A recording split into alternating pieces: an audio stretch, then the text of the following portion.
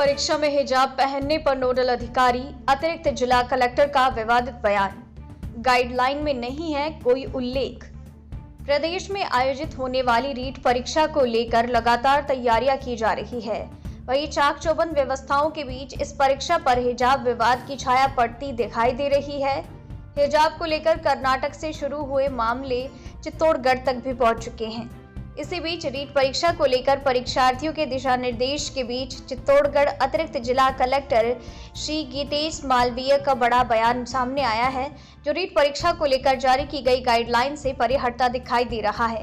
NEET परीक्षा के दौरान हुए हिजाब प्रकरण के बाद चित्तौड़गढ़ में रीट परीक्षा के आयोजन को लेकर पूछे गए सवाल के जवाब में अतिरिक्त जिला कलेक्टर गीतेश श्री मालवीय ने स्पष्ट किया कि हिजाब को लेकर कोई दिशा निर्देश नहीं है। हिजाब स्वैच्छिक है, अगर कोई पहनकर आता है तो उसकी विशेष जांच की जाएगी। जबकि रीट परीक्षा की अधिकृत गाइडलाइन की बात की जाए तो पूर्व भर्ती परीक्षाओं की तरह ही नियम लागू किए गए हैं। इसे लेकर गाइडलाइन भी सार्वजनिक की गई है। ऐसे में ये लगने लगा है कि कहीं अंदर खाने अधिकारी इस प्रक्रिया को बढ़ावा देने की कवायद कर रहे हैं, जिसे लेकर पूरे देश में पहले ही बवाल हो चुका है। नवभारत समाचार चित्तौड़गढ़ राजस्थान से दुर्गेश कुमार लक्षकार की रिपोर्ट। 2 दिवसीय रीट परीक्षा शुरू हो रही है, किस तरह की तैयारी है प्रशासन की और क्या एहतियात की जा रही है? रीट एग्जाम से संबंधित सारी तैयारियां पूर्ण कर ली गई है। 17 केंद्रों पर परीक्षा होगी, जिसमें से 9 तो प्राइवेट सेंटर है और 8 सरकारी विद्यालय हैं। और सभी विद्यालयों पर, सभी सेंटर्स पर स्टाफ की नियुक्ति कर ली गई है, पुलिस व्यवस्था करवा ली गई है और पेपर लाने ले जाने संबंधित सारी व्यवस्थाएं हो गई है। इस बार नेट भी चालू रहेगा, तो उस दृष्टिकोण से हमने छात्रों की फ्रिस्किंग करने के अच्छे प्रबंध किए हैं और अच्छी तरह से जांच परख के ही छात्रों को अंदर प्रवेश दिया जाएगा। कितने परीक्षार्थी टोटल भाग लेंगे इसमें? टोटल 4 पारी में एग्जाम होगा, उसमें 21,000 से ज्यादा परीक्षार्थी है। एक पारी में 5-6 हजार के लगभग छात्र रहेंगे। परीक्षा कक्षों में मॉनिटरिंग के लिए क्या विशेष परीक्षा कक्षों में 24 छात्रों पर 2 वीक्षक रहेंगे और सीसीटीवी कैमरे भी हर परीक्षा सेंटर पे लगाए गए हैं और हर कक्ष में भी लगाए गए हैं।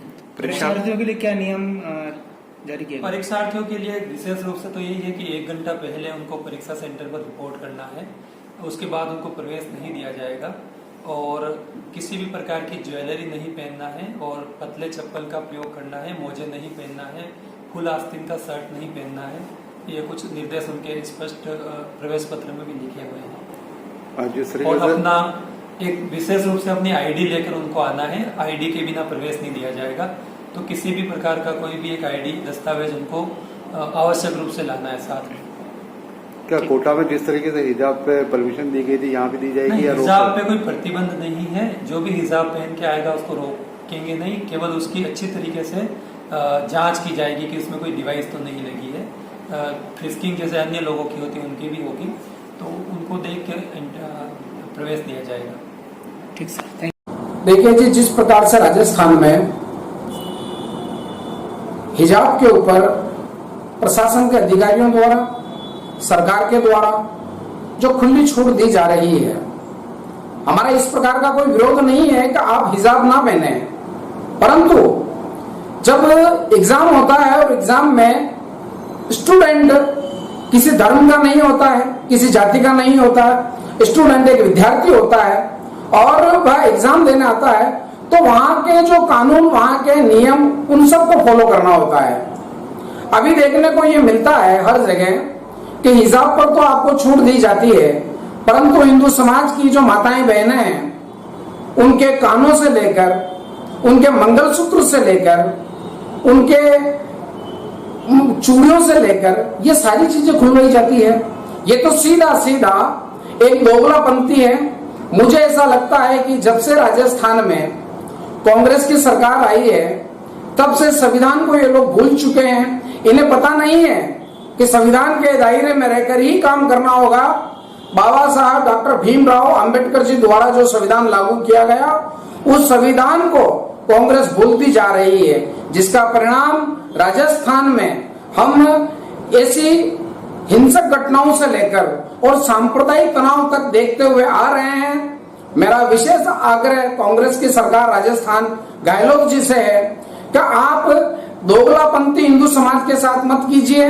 आपके प्रशासन के अधिकारियों को आप ध्यान दीजिए, उन्हें बताइए कि हिंदू भी उतना ही है अधिकारी, क्योंकि हिंदू बहुसंख्यक है और आप हिंदू समाज के साथ जो दोगला व्यवहार कर रहे हैं इसका परिणाम आपको भोगना पड़ेगा।